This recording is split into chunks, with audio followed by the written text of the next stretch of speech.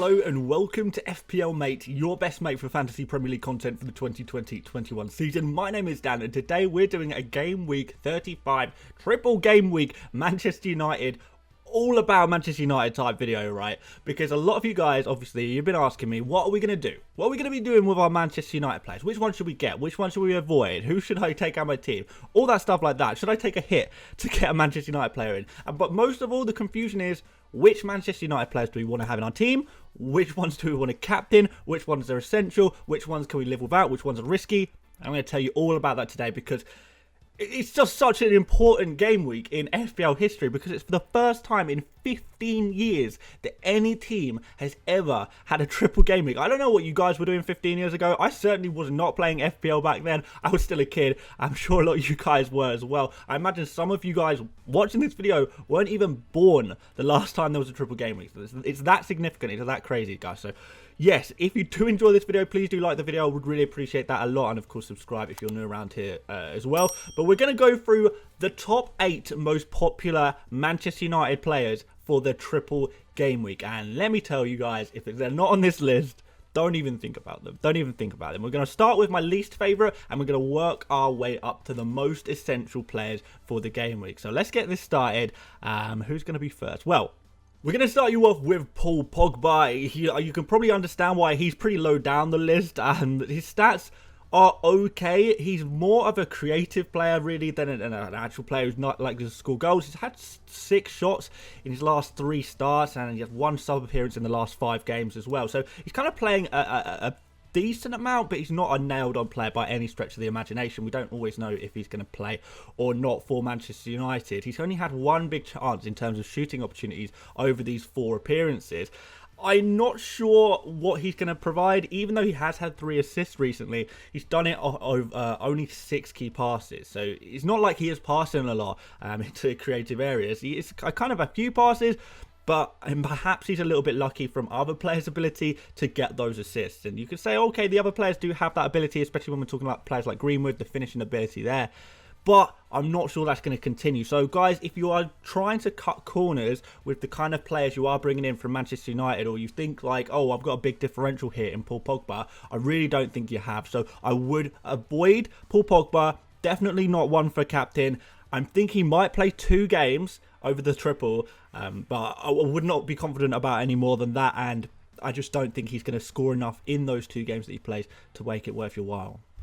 So next up is Edinson Cavani. He's had 2 starts and 2 separate sub-appearances in the last 5. So 4 appearances total, but only 2 starts in 5. He is massively preferred for the European games, which are going to slow down a little bit. Obviously, there's 1 more European game tonight, and then for the rest of the season, well, there's only 1 more, isn't there? Assuming Manchester United have gone through by the time you watch this video, of course.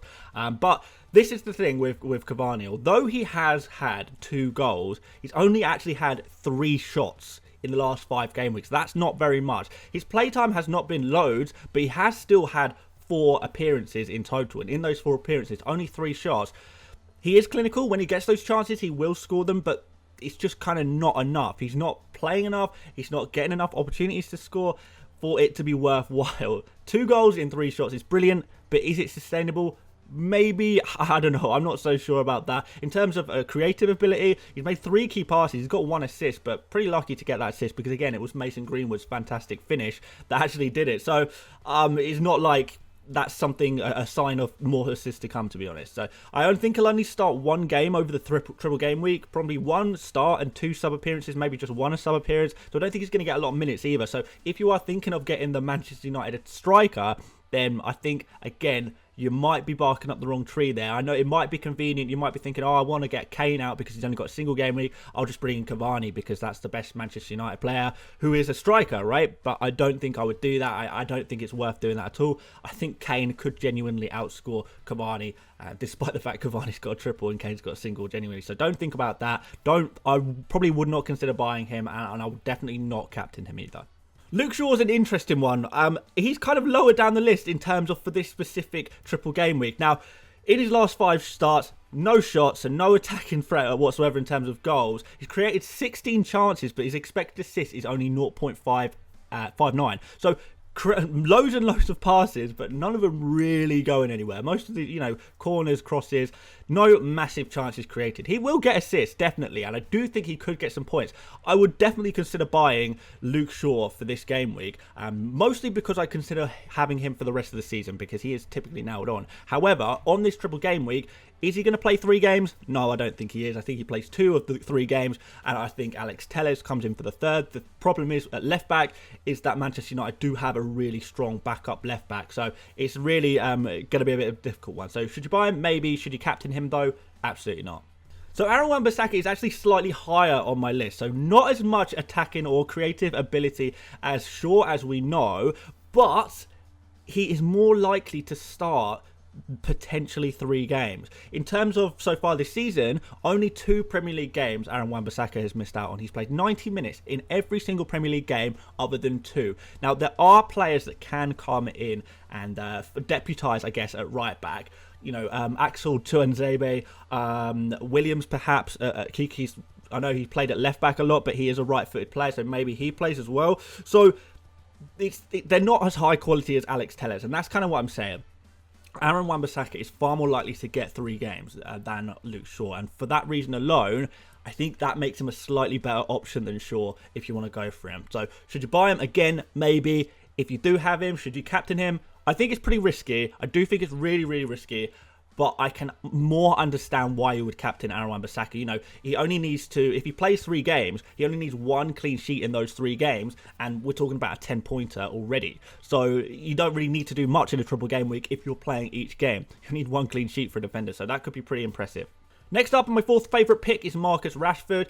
5 starts in his last 5 games. I'm not saying he's going to start all 3. I think perhaps he's more likely to play 2 out of 3. These 3 games are in a really, really tight, compact amount of time. So there is going to be a lot of rotation, and arguably no player in the entire squad gets a full 3 games. No one really gets a triple game week. But definitely Marcus Rashford would be one of the players more likely to get 3 games, but I still don't think he will. But anyway, his stats look pretty good. So out of his 5 starts, 13 shots, 8 in the box, 5 on target. He's had 2 big chances. He's had 1.61 expected goals and 1 goal, 1.36 expected assists and 1 assist. So he's slightly underperforming. Maybe he catches up to that. He has been, in terms of actual FPL points, outperforming Bruno recently, which is really impressive. He's a lot cheaper than Bruno as well. So I do think he is definitely worth considering. If you can't reach Bruno, for example, you could consider going for Rashford. So maybe consider buying Rashford if you fancy it. Should you captain him? Again, it's a kind of a risky one. It is kind of a risky captain choice. So next up is Maguire. You probably weren't expecting to see Maguire so high up in this list. But the thing is, Maguire plays every single game for Manchester United ever. 90 minutes every single game. And for that reason, if there is one player that actually plays all 3 games, it's gonna be Maguire, right?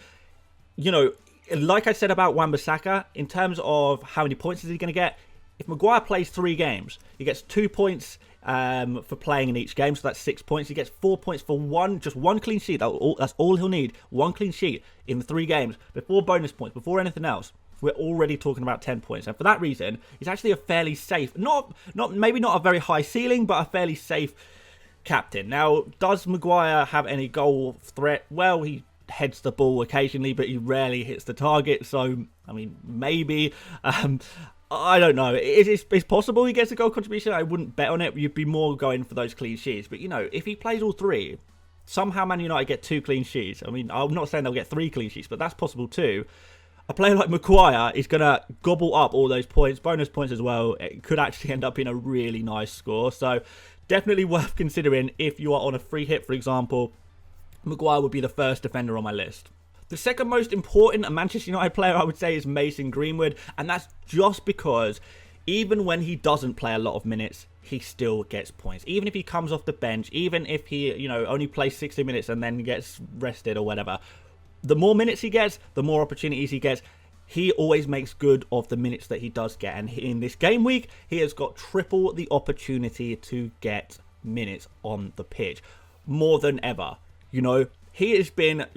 statistically, he has just looked fantastic. He's had 4 starts, and the one he didn't start, he came on as a sub and performed really well as well. In those 4 starts, 21 shots, so, 5 shots per start or more. 17 of those shots were in the box, 10 on target, 4 big chances. So 4 big chances in 5 total appearances.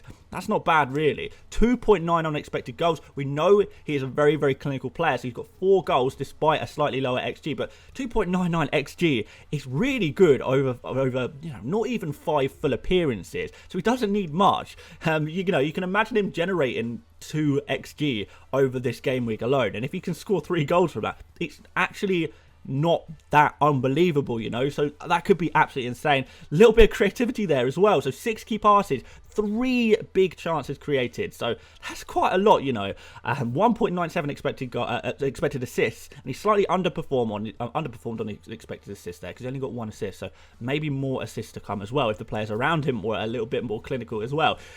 Is he going to start all 3 games? No, he's not. If I'm completely real, he's not. But if he does, there's a very good chance he starts as the main striker.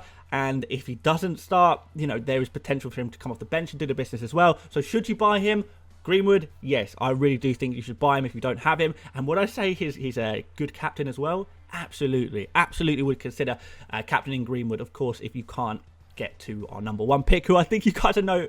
You're going to know who it is, right? So, Bruno Fernandes, the number 1 pick of the week. No real surprise there. The premium, the top scoring FPL player, I guess. Not a real surprise at all. I think when I look through Bruno's stats, even though he's not really got any goals from open play for absolutely ever. It seems like years and years since his last open play goal. His underlying stats, although they're not quite as good as Greenwood, and although he's played more minutes than Greenwood and still has worse underlying stats, they are still pretty good. His underlying stats, for example, not as good as Greenwood, but better than Rashford. 18 shots, that's a lot. Only 7 of them have been in the box, so that's, I guess, a little bit disappointing. And his conversion rate has just not been very good recently. He's had 3 big chances, 2.25 expected goals. It's just not been very clinical recently because he hasn't scored. 12 key passes as well, so that's not bad. 2 big chances created. It's not as good as Greenwood again, but it's not bad as well. 1.57 expected assist and 1 assist. He only needs to pass the ball to Greenwood, create a big chance for Greenwood, and Greenwood will finish it off. Or pass the ball to Cavani. Cavani really clinical again, and he gets the assist there as well. Again, Bruno is another player who, if anyone is getting 3 games, Bruno is must be on the card. Now, like I say, realistically, do I think anyone's getting 3 games? Probably not, other than Maguire. Maguire's the only one I'd say, actually, I'd be more confident in getting 3 games than not. But 2 games from Bruno is really nice.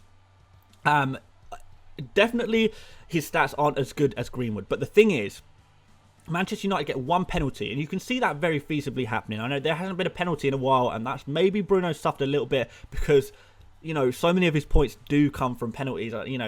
Some people don't like to admit that, but that has literally been the consistent all through the season, right? Over these next 3 games, very, very feasible that Manchester United get a penalty. And if Bruno's on the pitch, which he probably will be, he will take and he will score that penalty. And that suddenly throws all of the stats out the window. Bruno's got a goal. And now we're talking business. Now we're talking loads of points for the goal, bonus points, everything like that. And it's looking really good. So a penalty changes everything, even though his underlying stats are slightly worse than Greenwood. For that reason, he is going to be my number 1 pick for sure, because he's additional playtime potential and another big point in his favour. So should you buy Bruno Fernandes if you can get to him? Yes, I think you should. I don't know if I'd sacrifice, someone like Salah, for example, but if you can maybe move someone else, if you've got a De Bruyne that you're happy to get rid of, for example, or if you've got 2 transfers and you can take out, maybe Harry Kane and then bring in someone else for your striker and use the money to upgrade one of your midfielders to Bruno Fernandes. Yeah, I would consider doing that as well, because I do think it's an absolute. He's going to be a huge player for the game week and a good captain as well. Don't change your world to bring in Bruno Fernandes. If we're talking about taking -4s, -8s to do it, nah, I don't think you should do that. If you can get to Greenwood instead, I think that is really, really decent cover, and you've still got an excellent player in Greenwood. But ideally, in an ideal world, you would have and you would captain Bruno Fernandes. So a few additional notes, I guess, is that some people have kind of suggested, is the triple game week really that important? These players are not going to play all 3 games anyway. Realistically, even though it is a triple game week, most players are only going to start 2 games anyway. Well, you kind of got to think about it like this, and this is my opinion, and this has been my response every time someone said this, is in a double game week, you can't guarantee that your player will play twice. You know, Salah, for example, got a double game week this game week. Even though he's Salah, there's still a very good chance that he plays one game, gets rested another. You know, Jota, for example, he's got a double game week. He's often, you know, you've got a comparison between Jota and Greenwood. We can pretty much confidently say that Jota is only going to start one game in his double game week. So even though he's got a double game week, and you can apply this with pretty much any player, even though they've got a double game week, there is still no guarantee that they play twice. With a triple game week, and I know this is kind of unprecedented in a way, in a triple game week, you kind of got the same situation. So in a triple game week, you kind of got the guarantee that they'll, if they're a main player, that they'll play 2 games. So you've got the guarantee of 2 already, which you don't get with a double game week. With a triple game week player, at least you've got the guarantee that they're going to play 2 games with the potential to have a sub appearance or something like that in the 3rd game. So they're going to be more points for grabs. You cannot treat this Manchester United team like it's just a double game week because they're not going to play twice anyway.